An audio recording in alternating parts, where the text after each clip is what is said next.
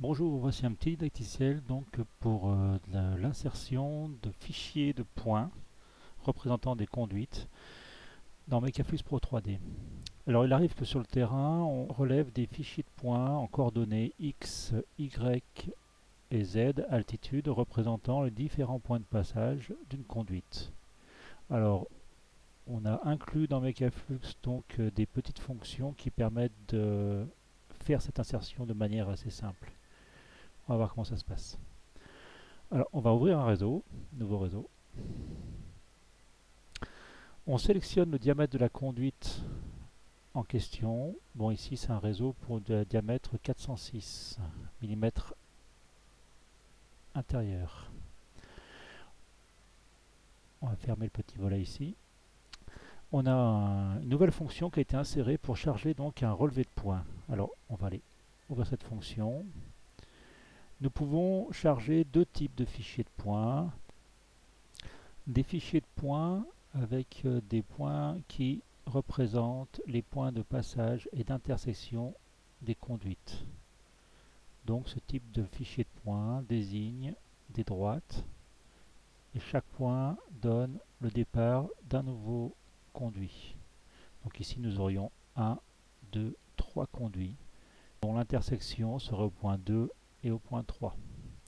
Nous avons vu aussi que il y a des fichiers de relevé de points qui correspondent aux directions des conduites relevées sur le terrain. On a un point 1 et un point 2 par exemple qui donnent la direction de la conduite et on a un autre couple de points qui serait le point 3 et le point 4 qui donne une autre direction d'une autre conduite.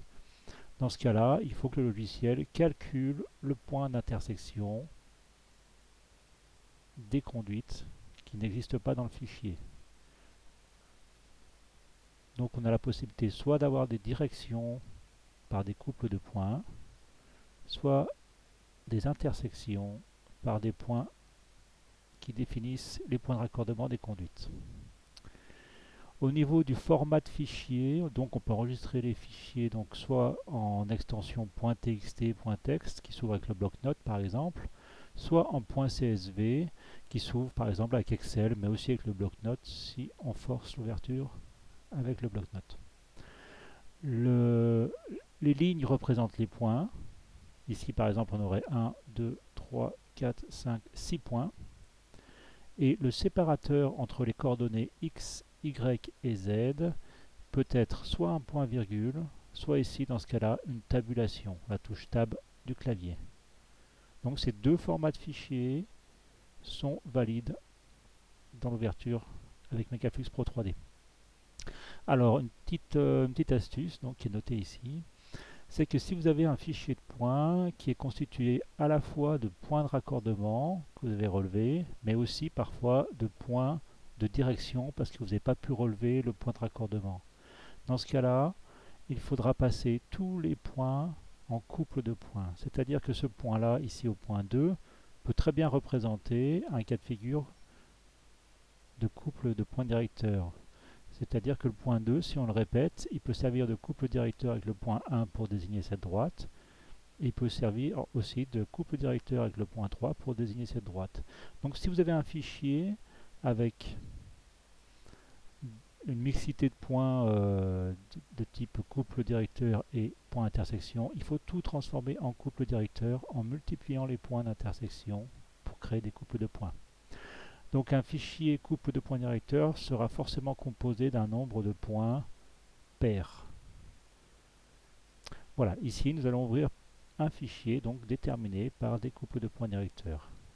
Donc on sélectionne OK et on va chercher un fichier.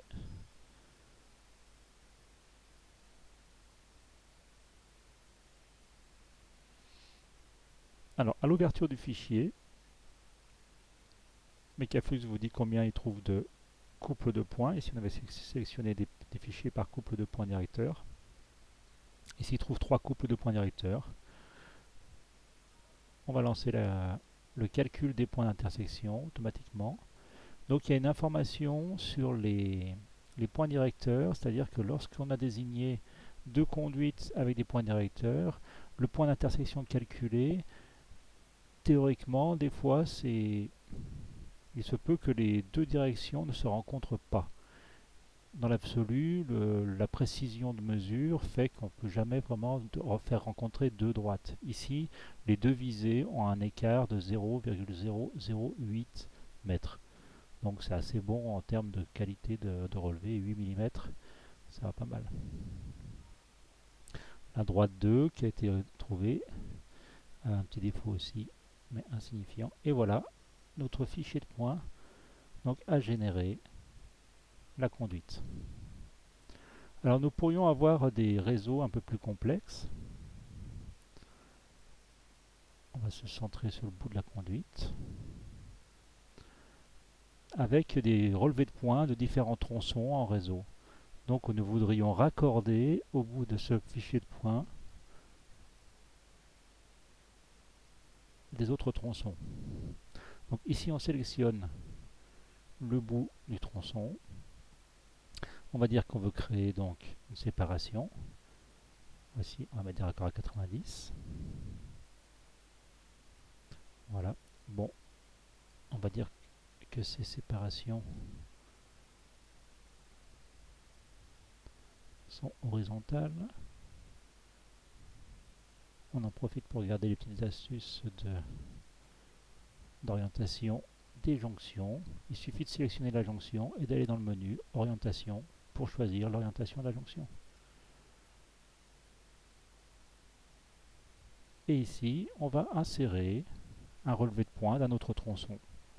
Donc on fait continuer après l'élément pour entamer une nouvelle insertion de conduite. Et on reclique sur notre chargement de points. On va charger le même fichier que tout à l'heure, par exemple.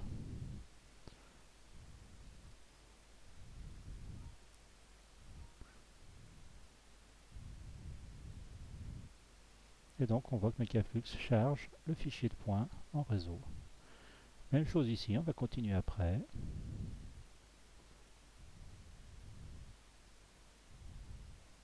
Et insérer notre fichier de points.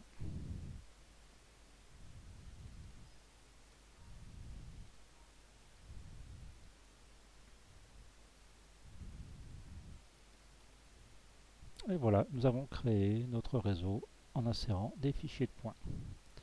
Nous pourrions maintenant tester notre conduite avec un débit voulu. Ici, on va tester à 500 m3.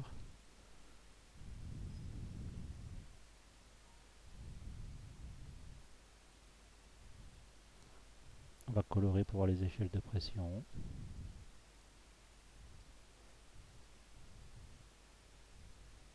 Et on peut lancer un test de trajet.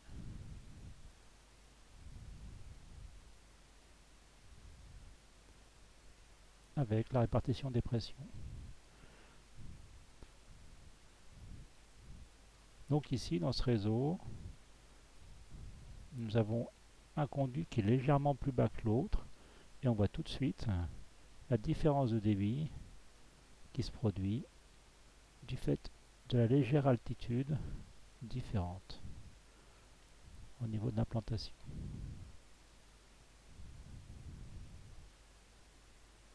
Voilà pour ce petit didacticiel rapide d'insertion de points, de fichiers et de cette nouvelle fonction qui a été insérée dans Mechaflux. Merci, bonne journée.